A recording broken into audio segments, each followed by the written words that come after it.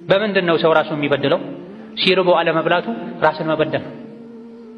ከአቅም በላይ ስራ እየሰሩ ራስን መጉዳቱ ራስን መበደል ነው።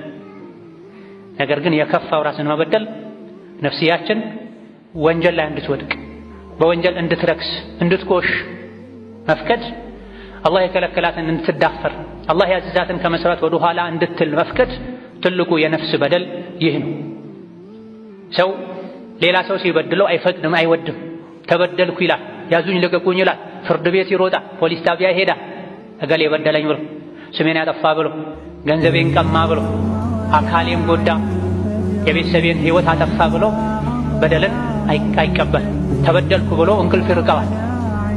ፍትህ ለማግኘት ማያደርገው ሙከራ የለም። ራሳችንን ሰው ሲበድለን ከምንረበሸው በላይ የሰው በደልን ከምንጠላው በላይ ራሳችንን ከመበደል ልንጠነቀቅ ይገባል። ሰው ቢበድለን ውጫዊ አካላችን ነው የሚበድለው፣ አካላችን ነው የሚበድለው፣ የሚጎዳው ገንዘባችንን ነው የሚጎዳው።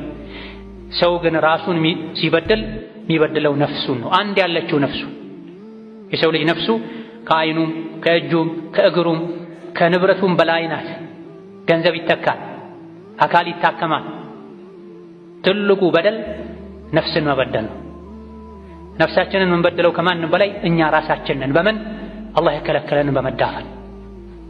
ሰዎች አካላዊ ጥቃት አድርሰውብን ከምንጎዳው በላይ ወንጀል ስንሰራ ነፍሳችን ትጎዳለች። ከአላህ ጋር ያለን ግንኙነት ይበላሻል። አላህ በተከበረው ቃሉ ቁርአን ውስጥ ያለ ረዥም መሐላ ምሎ የነገረን እውነታም ይሄ ነው። ቀድ አፍለሐ መን ዘካሃ ወቀድ ኻበ መን ደሳሃ። ቁርአን ላይ የተለያዩ የመሐላ አይነቶች አሉ። ቁርአን ውስጥ ካሉ መሐላዎች ሁሉ ረዥሙ መሐላ የተማለው የነፍስን ጉዳይ ለመግለጽ ነው። የነፍስን ጉዳይ ሁኔታ ለማሳሰብ ነው። ብዙ መሐላዎችን ምሎ መጨረሻ ላይ አላህ ምን አለ? ቀድ አፍለሐ መን ዘካሃ፣ ነፍሱን ያጠራት ያጸዳት ሰው የጠበቃት የተንከባከባት ሰው ዳነ፣ ተሳካለት። በተቃራኒው ደግሞ ነፍሱን ያቆሸሻት ያዋረዳት ሰው ደግሞ ከሰረ፣ አፈረ፣ ተዋረደ ይላል። ቁርአን ውስጥ ከፋቲሃ እስከ ሱረቱ ናስ በንቀራ ብናገላብጥ የነፍስን ጉዳይ ለመንገር ከተማለው የበለጠ ረዥም ተደጋጋሚ መሐላ የለም። አንድ መሐላ፣ ሁለት መሐላ፣ ሶስት መሐላ እናገኛለን ለአንድ ለትልቅ ጉዳይ ሁለት ሶስቴ ይምላል አላህ። ግን 10 አካባቢ መሐላዎችን ምሎ አላህ የነገረን ነገር ቢኖር ምንድነው? ነፍሱን ያጸዳት ሰው ዳነ፣ ትልቅ ሰው ሆነ፣ ያሰበው ተሳካለት። በተቃራኒው ደግሞ ነፍሱን ያቆሸሻት ያረከሳት ሰው ደግሞ ከሰረ፣ ተዋረደ ይላል። ነፍስ በምንድን ነው የምትቆሸው፣ የምታንሰው፣ የምትዋረደው? በወንጀል ነው፣ አላህን በማስቆጣት።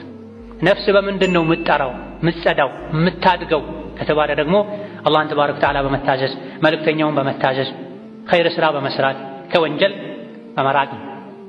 ስለዚህ በ12ቱም ወራት ዓመቱን ሙሉ እድሜ ልካችንን ማለት ከእናታችን ሆድ ወተን ከዱንያ ወተን ቀብር እስክንገባ ድረስ ወንጀልን ልንርቅ ልንጠነቀቅ ይገባል።